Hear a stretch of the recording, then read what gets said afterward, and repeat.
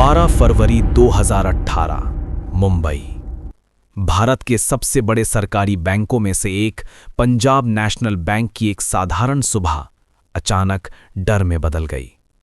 एक ईमेल आया और उसमें लिखा था कि हमारे बैंक से 11,400 करोड़ रुपए की गारंटी बाहर गई है, लेकिन सिस्टम में उसका कोई रिकॉर्ड नहीं है। सोचिए, हजारों करोड़ रुपए और बैंक को खुद नहीं पता कि पैसा कहां गया।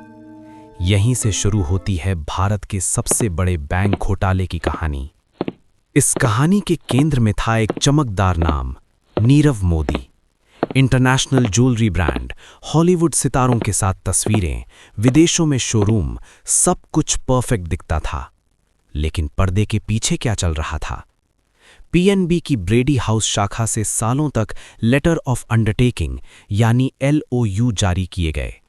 ये ऐसे दस्तावेज होते हैं जिनसे विदेशी बैंक भरोसे पर कर्ज दे देते हैं। मगर चौंकाने वाली बात ये थी कि ये गारंटी बैंक के मुख्य सिस्टम में दर्ज ही नहीं होती थी। कैसे? स्विफ्ट नाम के अंतर्राष्ट्रीय मैसेजिंग सिस्टम से विदेशी बैंकों को गारंटी भेजी जाती, लेकिन उसे पीएनबी के कोर बैंकिंग सिस्टम में दर्ज नहीं किया जाता। मतलब बाहर से सब वैध, अंदर से सब खाली।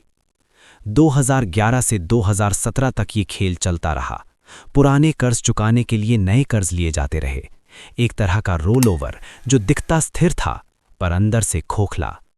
जब नए अधिकारियों ने कैश मार्जिन मांगा, तब सच्चाई सामने आई और पता चला कि बैंक का पैसा नहीं बल्कि भरोसा लूटा गया है।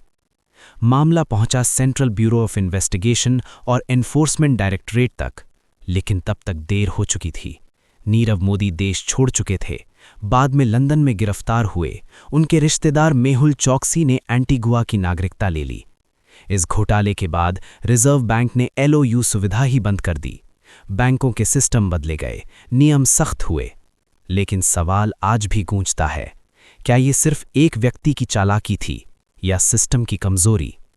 जब एक आम आदमी छोटा सा लोन लेने के लिए गारंटी ढूंढता है और दूसरी तरफ हजारों करोड़ बिना सुरक्षा के निकल जाते हैं, तब नुकसान सिर्फ बैंक का नहीं होता, नुकसान होता है देश के भरोसे का।